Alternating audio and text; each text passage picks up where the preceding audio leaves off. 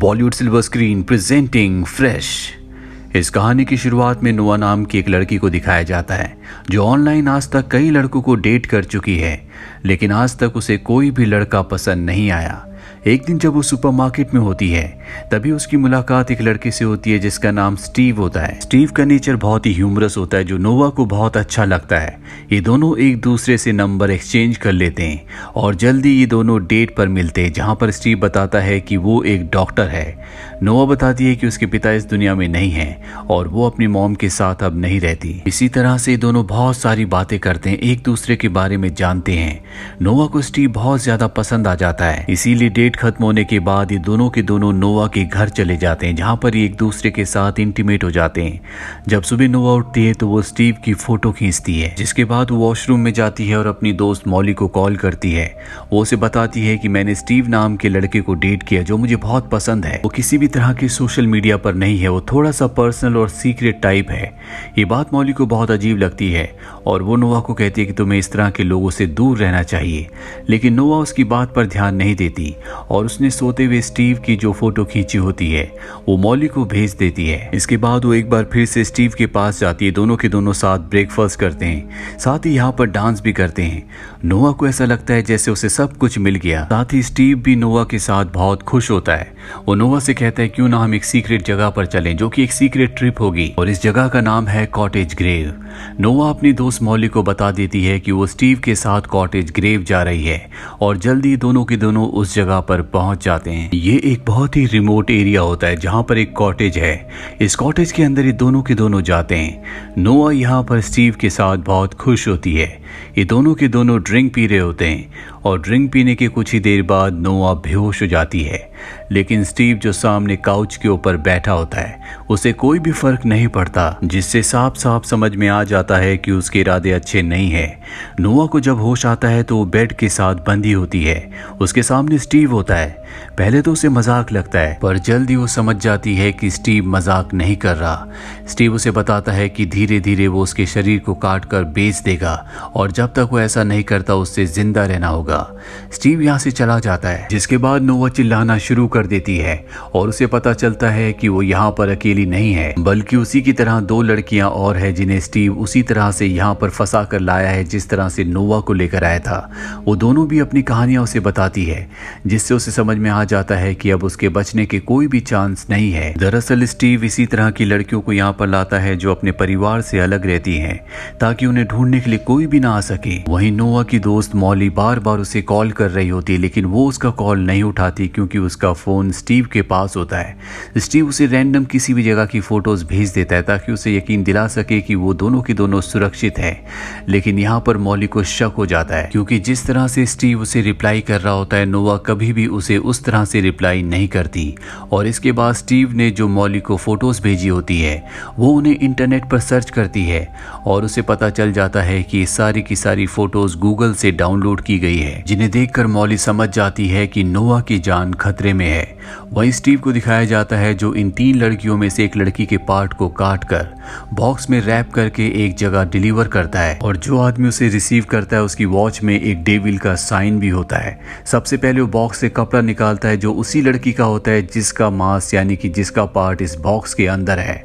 वो उसे स्मेल करता है। दरअसल स्टीव का ये बिजनेस है। बहुत सारे ऐसे लोग हैं जो इस तरह के मांस को खरीदते हैं ताकि वो इस तरह के मांस को खा सके। वहीं हमें नोआ को दिखाया जाता है जो स्टीव से कहती है कि उसे शाल लेना है। स्टीव उसे उस जगह से निकाल कर कमरे में बाहर ले जाता है। नोआ वहां से भागने की कोशिश करती है लेकिन स्टीव उसे पकड़ लेता है। दरअसल इस जगह से भागना इतना आसान नहीं है और अब स्टीव को गुस्सा आ जाता है, इसीलिए वो नोआ को बेहोश कर देता है, जिसके बाद वो नोआ की सर्जरी करता है और उसके हिप के एक हिस्से को काट कर निकाल देता है। ये नोआ की सजा होती है। नोआ को बहुत तकलीफ हो रही होती है। इसके बाद स्टीव नोआ को उसके कमरे में ले जाता है जहां पर पहले से एक मैगजीन होती है और उस मैगजीन में किसी लड़की ने लिखा होता है कि अगर तुम इसे पढ़ रही हो तो इसका मतलब ये है कि स्टीव तुम्हें भी यहाँ पर पकड़ कर ले आया है। अगर वो तुम्हें पसंद करता है तो तुम इस बात का फायदा उठाकर इस जगह से भाग सकती हो। वहीं दूसरी तरफ हमें नोआ की फ्रेंड मॉली को दिखाया जाता है जो उसे ढूंढते ढूंढते उस बार में जाती है जहां पर नोआ को सबसे पहले स्टीव मिला था। उसके पास स्टीव की फोटो होती है जिसे बारटेंडर पहचान लेता है, जो पहले से मॉली का दोस्त होता है, और वो उसे स्टीव का एड्रेस बता देता है क्योंकि उसने अपने कार्ड से यहाँ पर पेमेंट की होती है। और अब मॉली उसके घर के बाहर पहुंच जाती है। उसके घर के अंदर जाने से पहले वो बारटेंडर को कहती है कि अगर मैं वापस ना आऊं तो तुम मुझे इस पते पर ढूंढने आ जाना। इसके बाद वो स्टीव के घर जाती है जहां पर उसकी पत्नी आती है। मॉली उससे पूछती है कि तुम्हारे पति कहां पर है, वो मेरी दोस्त को अपने साथ ले गए थे और अब तक मेरी दोस्त वापस नहीं आई। उसकी पत्नी साफ साफ मना कर देती है और कहती है कि मेरे पति कभी भी ऐसा नहीं कर सकते। इसके बाद ये दोनों के दोनों घर के अंदर चले जाते हैं जहां पर स्टीव भी आ जाता है और मॉली स्टीव से पूछती है कि मेरी दोस्त कहां पर है। वो साफ साफ मना कर देता है कि मैं तुम्हारी दोस्त को जानता ही नहीं। पर मॉली को पता है कि स्टीव झूठ बोल रहा है, इसीलिए वो अपनी दोस्त नोवा के नंबर पर कॉल करती है और इस वक्त नोवा का फोन स्टीव के पास होता है जो रिंग होना शुरू हो जाता है, यानी कि उसकी चोरी पकड़ी गई है। उसका झूठ पूरी तरह से सामने आ चुका है। पर इससे पहले कि मॉली कुछ करती, स्टीव की पत्नी पीछे से मॉली के सिर के ऊपर हमला करती है जिससे बेहोश हो जाती है, यानी कि स्टीव की पत्नी भी उसके साथ मिली हुई है। और अब स्टीव मॉली को भी पकड़कर नीचे बेसमेंट में ले जाता है जहां पर उसने सबको कैद किया हुआ है। वो मॉली को भी कैद कर लेता है। इसके बाद वो नोवा के पास जाता है। नोवा उससे इस तरह से बात करती है जैसे उसे भी इंसानी मांस में इंटरेस्ट है। नोवा पूछती है कि इसका स्वाद कैसा होता है। स्टीव बताता है कि इससे बेहतर स्वाद मैंने अपनी जिंदगी में कभी किसी चीज में नहीं देखा। उसे समझ में आ जाता है कि नोवा को भी इसमें अब इंटरेस्ट आने लगा है। इस बात से स्टीव को खुशी होती है। वहीं स्टीव के घर के बाहर हमें एक शैतान का चिन्ह दिखाया जाता है जिससे हमें पता चल जाता है कि स्टीव और बाकी के वो सभी लोग जो इंसानी मांस को खाते हैं वो किसी शैतान के पुजारी हैं। रात को हमें डिनर टेबल पर दिखाया जाता है जहां पर स्टीव नोवा को अपने साथ बिठाता है और उसे भी इंसानी मांस खाने को कहता है। हालांकि नोवा ऐसा नहीं करना चाहती, पर वो स्टीव के विश्वास को जीतना चाहती है ताकि यहाँ से निकल सके, इसीलिए वो मांस खा लेती है। ये देखकर स्टीव को बहुत खुशी होती है। उसे लगता है कि उसकी टीम में अब एक और मेंबर शामिल हो चुका है। स्टीव नोवा को बताता है कि वो 17 साल की उम्र से ऐसा कर रहा है। शुरू में उसने बात किसी को नहीं बताई, पर धीरे धीरे उसने ऐसे लोगों को ढूंढ लिया जिन्हें इंसानी मांस में बहुत ज्यादा इंटरेस्ट है और ये लोग बहुत अमीर, बहुत ही समृद्ध हैं। इसीलिए मैं इन सब के लिए काम करता हूँ जिसके बदले मुझे बहुत पैसे मिलते हैं। इसके बाद नोवा अपने कमरे में आ जाती है जहाँ पर वो कमोड में वॉमिट करना शुरू कर देती है क्योंकि वो कभी भी ऐसा खाना नहीं खाना चाहती थी। स्टीव को दिखाया जाता है जो मॉली को बेहोश करके उसके शरीर के भी मांस के टुकड़े को निकाल लेता है ताकि वो अपने साथियों को उसे भेज सके। वहीं अगली शाम एक बार फिर से स्टीव नोवा के पास जाता है, उसे एक ड्रेस देता है और कहता है कि तुम इस ड्रेस को पहनकर तैयार हो जाओ, हम साथ डिनर करेंगे। और एक बार फिर से साथ में डिनर करते हैं जिसे ना चाहकर भी नोवा खा लेती है। इसके बाद स्टीव उसे दीवार के पीछे छोटे छोटे केबिन्स दिखाता है जिसमें लड़कियों के बहुत सारे अलग अलग सामान को रखा होता है। स्टीव बताता है जिस भी लड़की के मांस को मैं अपने क्लाइंट्स के पास भेजता हूँ, साथ ही मैं उन लड़कियों के सामान को भी भेजता हूँ ताकि मेरे क्लाइंट्स उनको फील कर सकें। नोवा कहती कि यहाँ पर मेरा सामान नहीं है। स्टीव बताता है कि अभी मेरा तुम्हें मारने का कोई भी इरादा नहीं है, पर तभी वो देखती है कि उसकी दोस्त मॉली का मोबाइल फोन वहां पर है जिससे वो समझ जाती है कि मॉली को भी स्टीव ने पकड़ लिया। ये जानकर उसे बहुत दुख होता है, लेकिन फिलहाल वो अपनी दोस्त के लिए कुछ भी नहीं कर सकती। यहाँ पर स्टीव शुरू से ही नोवा को पसंद करता है, इसीलिए अब उसके साथ इंटीमेट होना शुरू हो जाता है। और जब नोवा को मौका मिलता है तो वो स्टीव की जांघ पर काट लेती है, वो उसके मांस के टुकड़े को निकाल लेती है जिससे स्टीव दर्द से कर्रा उठता है। इसके बाद वो उसके ऊपर हमला करके वहां से चाबियां लेकर उस जगह पहुंच जाती है जहां पर उसकी दोस्त मॉली और एक और लड़की होती है। वो अपनी दोस्त मॉली को और उस लड़की को छुड़ाकर वहां से बाहर लाती है। नोवा और मॉली के साथ जो लड़की होती है उसका एक पैर नहीं होता, इसीलिए किचन में जो खाना ऊपर नीचे भेजने की लिफ्ट होती है उससे उस लड़की को वो ऊपर भेज रहे होते ताकि खुद वो स्टेयर से ऊपर चले जाएं।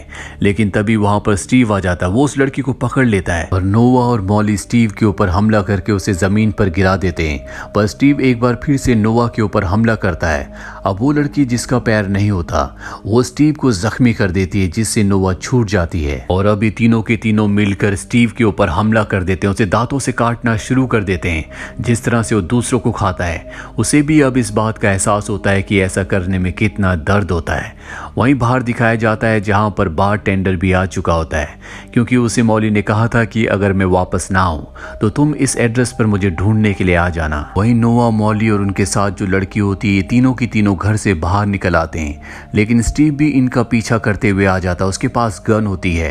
स्टीव से बचने के लिए तीनों के तीनों पेड़ के पीछे छुप जाते हैं, पर स्टीव किसी भी तरह से नोआ को ढूंढकर मारना चाहता है, क्योंकि ये सब कुछ उसी की वजह से हुआ है। और जब वो नोआ को ढूंढ रहा होता है तभी मौली पीछे से उसके ऊपर हमला कर देती है। इसके बाद एक बार फिर से स्टीव के ऊपर हमला करते हैं और नोआ उसकी गन छीन लेती है और उसे उसी की गन से मार देती है। यानी कि तीनों के तीनों सुरक्षित है, क्योंकि अब स्टीव की मौत हो चुकी है।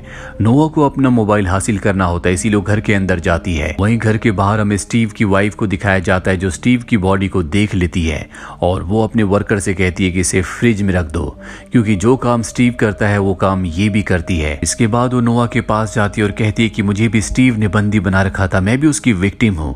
दरअसल ये नोआ को मारना चाहती है, इसीलिए वो उसके ऊपर हमला कर देती है, पर तभी पीछे से मौली आ जाती है और वो स्टीव की पत्नी को मार देती है, जिसका मतलब ये है कि अब ये पूरी तरह से सुरक्षित और आज़ाद हो चुकी हैं। इसी के साथ ये फिल्म, ये कहानी यहीं पर ख़त्म हो जाती है। उम्मीद करते हैं कि ये कहानी आपको पसंद आई होगी।